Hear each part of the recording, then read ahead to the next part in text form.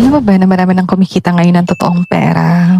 Hindi dahil sa nag-abroad sila, hindi dahil sa may business sila, kundi dahil sa simpleng pagla-live streaming lang. And alam mo ba yung mga nakakabaliw na part dito as inyong hindi ka panipaniwala is karamihan sa kanila nagsimula lang sa wala.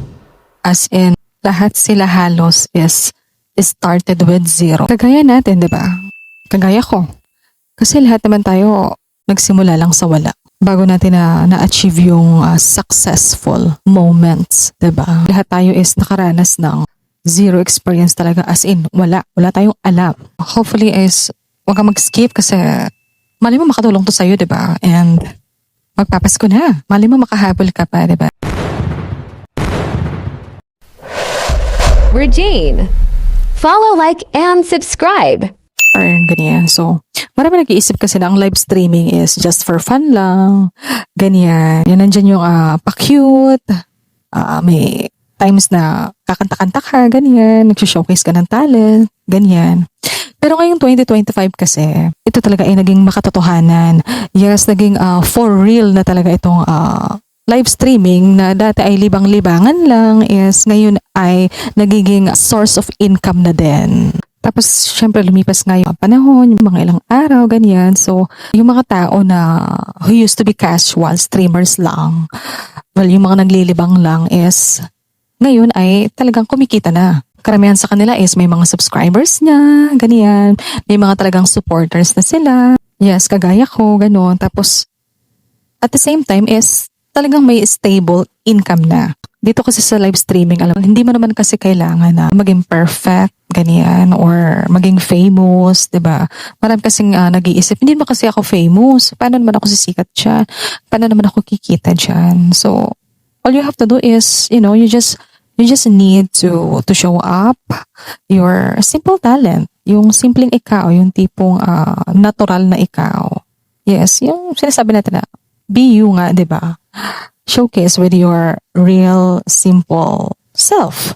Yung as in ikaw, kung ano mo yung mga bagay na gusto mong gawin, na sa tingin mo is makakatulong para sa sarili mo na mag-grow ka. Sa live streaming kasi guys, alam nyo, maraming iba't ibang surprises, success stories na nagaganap. Yes, may mga taong nagtatagumpay na talaga sa mga niche nila. I mean, dun sa mga content na ginagawa nila sa live stream nila na hindi mo akalain, na hindi mo iisipin, 'di ba? Kagaya ng isang tao na nagluluto lang habang nagla-live stream sila.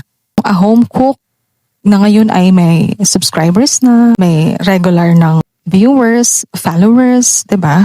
Tapos yung mga small town musician, yung mga pakanta-kanta lang sa live, actually dito sa live streaming, kahit small musicians lang sila, kahit paano kumikita na. Minsan, mas malaki pa nga yung kinikita nila sa actual gigs nila.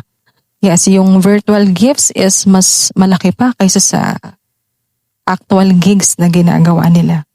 Tapos yung iba naman, yung mga crafter, ayan, yung mga nagbebenta ng mga handmade items habang nagla-live sila. So dito pumapasok yung mga nag-online selling, ganyan, 'di ba? Iba-iba kasi ng niche, iba-iba talaga ng content. Pero naisip ko kasi, kung sila nga nagawa nila, why not ikaw din? Mali mo, magawa mo din, hindi ba? So isa na ako doon na ito, nag-gitar-gitar lang sa live ko. Tapos kanta-kanta, nakikipag-usap, nakikipag-interrupt, nakikipag-usap talaga.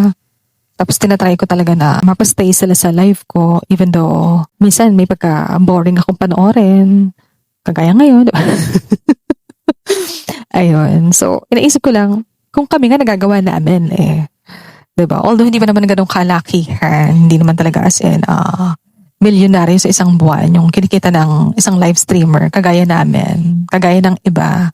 So why not kayo din, ikaw na nanonood, why not to try, diba? May mga apps na kasi na they're making it possible talaga. So the app that make it possible, so yung mga platform kasi ngayon is talagang they built it for some creators na nakakatuwa is meron ng pag-gifts, meron ng subscriptions, meron ng pa-super chats. Dito pumapasok yung tipong nakikipag-chat ka lang is nababayaran yung bawat reply mo. Yes. Tapos meron na rin silang tinatawag na monetization tools or monetization. Hindi ko alam yung pronunciation ha, i-google nyo na lang. Tapos meron pa ditong tinatawag na parang dito sa YouTube, parang sa TikTok. Meron din silang mga analytics, diba? Analytics? Yeah, bahala na kayo sa pronunciation, i-search nyo na. Ayan, so what I mean is mga gantong part, at nakakatuwa na sa live streaming is may mga ganong list na kahit isa man lang doon ma-achieve mo or tatlo is maaari ka ng kumita, diba? Ma-achieve mo yung may subscribers ka. May income yun. Ma-achieve mo yung kahit paano everyday may gifters ka. Income yun. Ma-achieve mo yung kahit paano is kada reply mo may bayad. Diba? Income na income talaga siya, guys. So, what I mean is, hindi mo na kailangan ng malaking lights, hindi mo kailangan ng malaking camera or studio, hindi mo kailangan ng malaking kwarto or, diba, ng live streaming area, ganyan. Kailangan mo lang naman kasi cellphone, diba? Cellphone, tapos importante pa talaga ang good internet connection.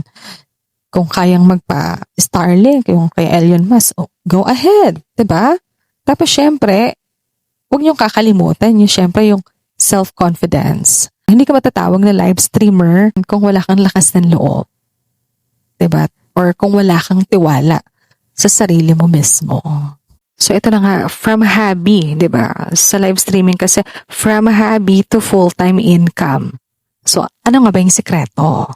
Ang sikreto is, simulan mo sa community. Ayun. Alam ko kasi ang tao kasi magsusupport yan sa'yo. Magsusupport sila sa mga creators if they feel na they are connected to. What I mean is, pag na-feel nila parang welcome sila. Hindi naman sa buhay mo talaga. Hindi naman sa literal mong buhay. I mean, dun sa live mo. Kasi nga, kaya sila nanonood ng mga live streamers. Kasi yung iba dyan nasa ibang bansa. Gusto nilang naglilibang sila. Gusto nila mapuntahan nilang live stream is with chill lang and good vibes lang. Actually kasi hindi mo naman kailangan ng perfect. Ang kailangan mo lang is magpakatotoo. Yes, I mean yung totoong ikaw, yung hindi ka nag-live dahil sa pera lang. 'Di ba? Hindi ka nag-live dahil nakikita mo na umaasenso yung iba. Kundi nasa puso mo din kahit papaano. Tapos syempre, ito pa isa. Pag consistent ka, pag may routine ka, at nagbibigay ka ng value, whether entertainment or simple companionship lang, doon ka talaga sisipain ng algorithm pataas. Parang sa ano lang yan, parang sa YouTube, diba? Alam mo nag-YouTube dito. Yung mga nagla-livestream sa TikTok, diba? Parang nagpo-post ka, yung mga nagpo-post yan, yung mga nag-affiliate, relate kayo dito. Kailangan kabisaduhin yung algorithm. So, sa live streaming po, may algorithm din. Parang kabisaduhin mo kung anong oras ba nanonood sa iyo yung taong to. Gantong oras ba is pupunta kaya siya? Ganyan. So, ikaw na nanonood, kayo na nanonood sa akin ngayon nakikinig. Alam ko, tinatanong nyo, alam ko, you guys are wondering, pwede ba talaga akong kumita? Ang masasabi ko is, of course. Yes. Pwede po kayong kumita talaga sa live streaming. And maybe kung itong video na to is napapanood mo ngayon, sa tingin mo is, ito na yung sign. Magsimula ka na ngayon. Yes. Don't ever think about it. Kasi, alam mo, yung totoong supporters is mahahanap ka ng kusa. Yes. Ang kailangan mo lang gawin is just show up. Yes. Ngayon na. Kumbaga, simulan mo na ngayon. Kasi possible na kahit mga sa simpleng pagla-live mo lang dyan, kahit sa simpleng pakikipag-usap mo lang sa live, yung tipong wala kang maginagawa, mag-live ka, makipag-communicate, makipagtawanan, di ba? And of course, always respect, di ba? Kasi kung marespeto kang tao, ganun din yung makukuha mo. And of course, be presentable lang talaga. Kung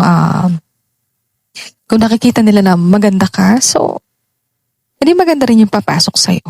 Diba? Maganda yung papasok sa live streaming journey mo. Diba? Just show up your talent, ano man yung skills mo, mga simpleng content na naiisip mo, 'di ba? Simpleng content, simpleng buhay, simpleng lifestyle, paring patutunguhan mo ay big possibilities talaga. Big possibilities na magtatagumpay ka.